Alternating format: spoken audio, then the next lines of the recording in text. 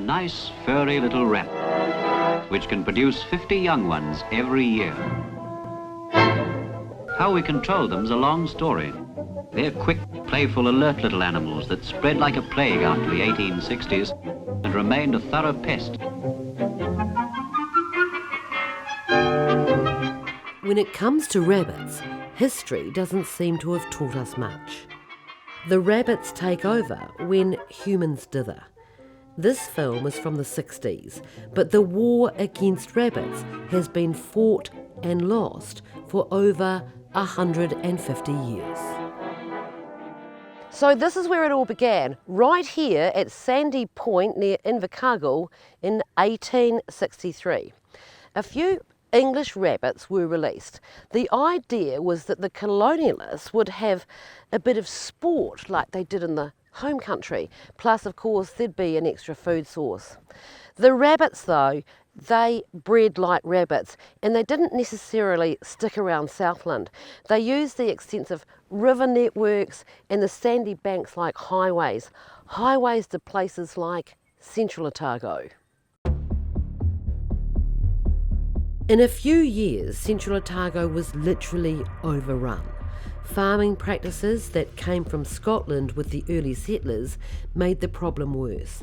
Livestock was starving as land was stripped bare. It was an ecological disaster.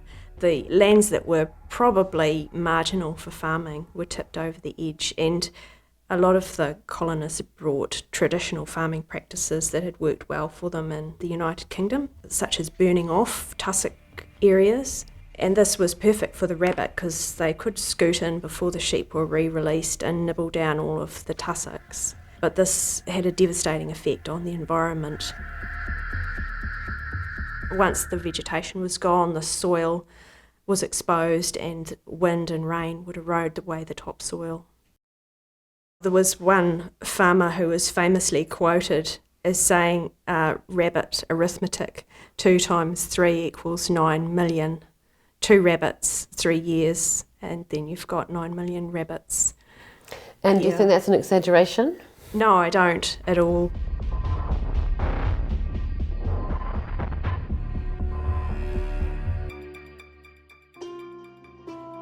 In the late 1870s, 32 sheep stations comprising more than 300,000 hectares were abandoned as the rabbits took over.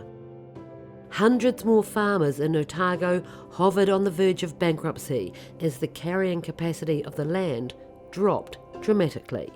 Another frightening one was a farmer's record of what he'd taken from his farm in a season. He took 2 bales of shorn wool, 5 bales of wool that had been plucked from dead sheep that had died of starvation because there was no grass for them to eat, and 6 bales of rabbit skins.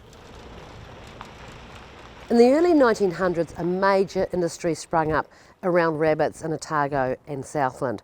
Now, this original building was a cannery where they processed thousands and thousands of rabbits, and what is now the Alexandra camping ground was just a full operation. There were families, there were rabbiters, and there were a lot of people living here working at the factories. And now this was just one of 3 places that were processing rabbits in Alexandra. There was money in rabbits, and it was how many people survived the depression of the 1930s, but it was a tough life.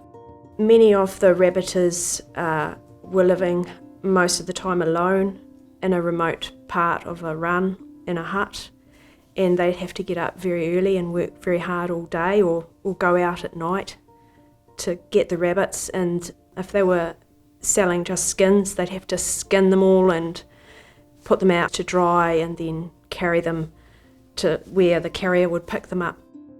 And of course the road infrastructure and the transport wasn't as good then as it is today.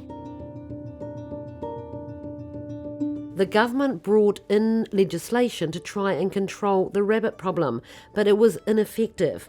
While people were making money from rabbits, there was no incentive to wipe them out.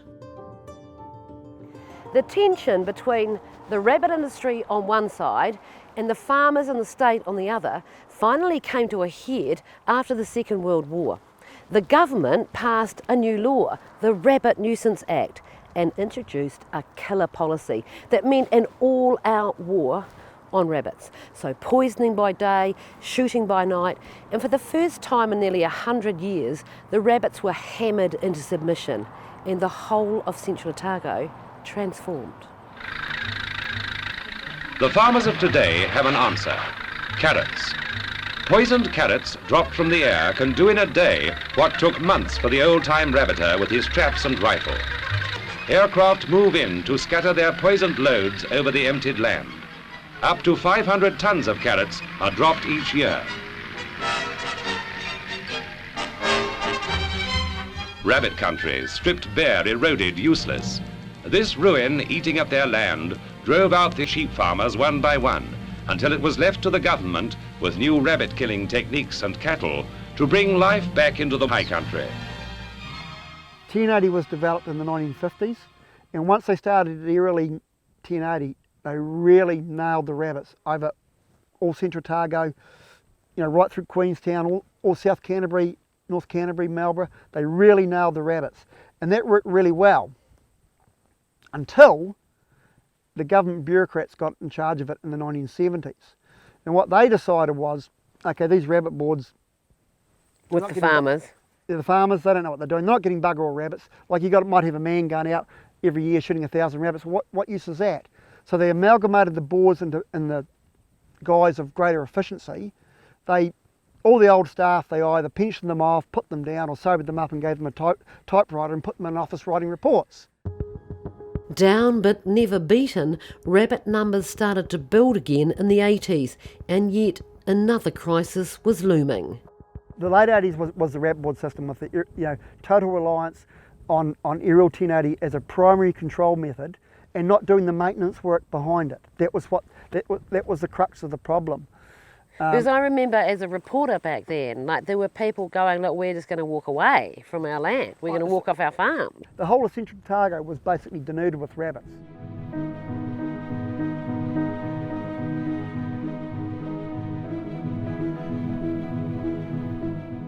So by the late 80s, early 90s, the problem was so bad, farmers were either spending thousands of dollars on rabbit control or walking away in despair. Environmental disaster had arrived on many South Island farms. There was absolute devastation in the farming communities because people were seeing their land just disintegrate in front of their eyes, and I'm talking about third and even fourth generation families that were in the state of pretty well walking off. One of the bank people told me last year, or late last year, that there would be 15 to 20% of clients in Otago and some of the other areas that would not survive another year.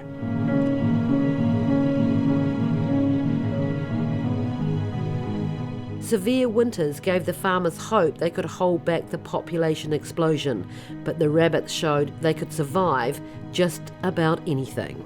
I think it's been documented on film where estimated 300-year-old Matagrari was destroyed. And the rabbits, because it's very hard at the bottom, they started from the top of the bush and ringbarked it on the way down to the bottom. And a lot of people wouldn't believe that happened.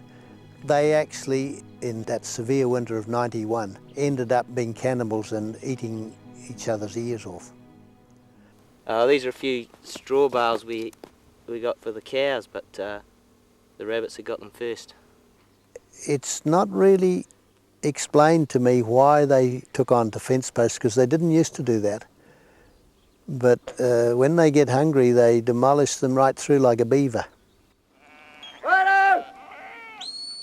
When the authorities dithered over whether it was safe to import the Bureaucracy virus from Australia, farmers went rogue and smuggled the strain into New Zealand.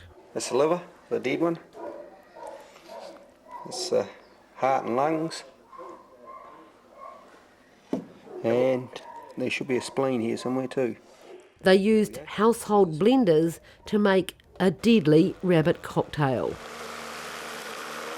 Well, we're putting out venomised carrot to try and annihilate all these bloody rabbits we've got.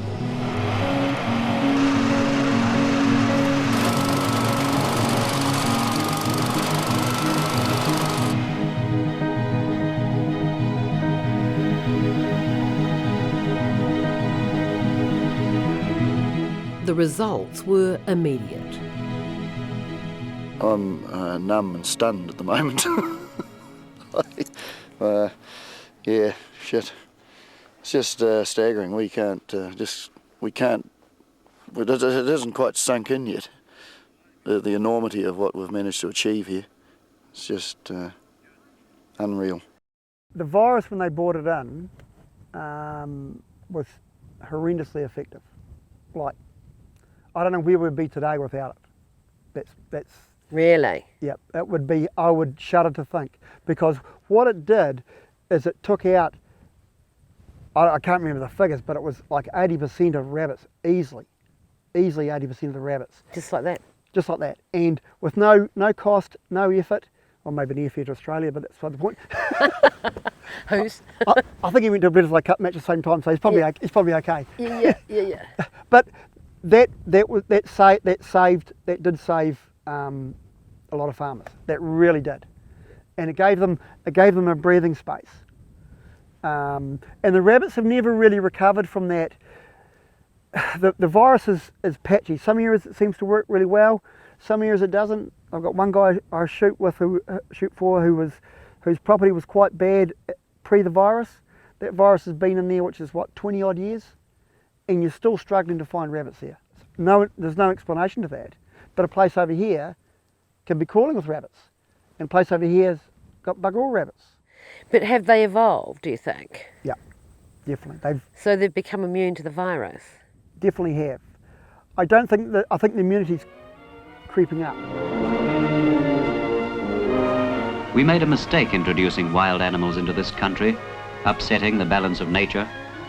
But by studying them and the land, we'll eventually find what to do.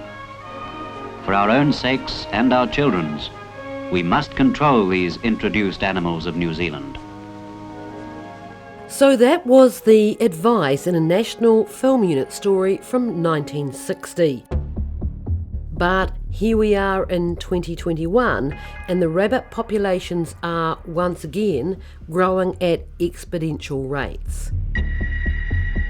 A couple of years ago, the Otago Regional Council introduced a new virus to try and control the rabbit population. Known as K5, the new strain of the virus has proved ineffective. Landowners are warning, in some regions we are once again facing an ecological disaster.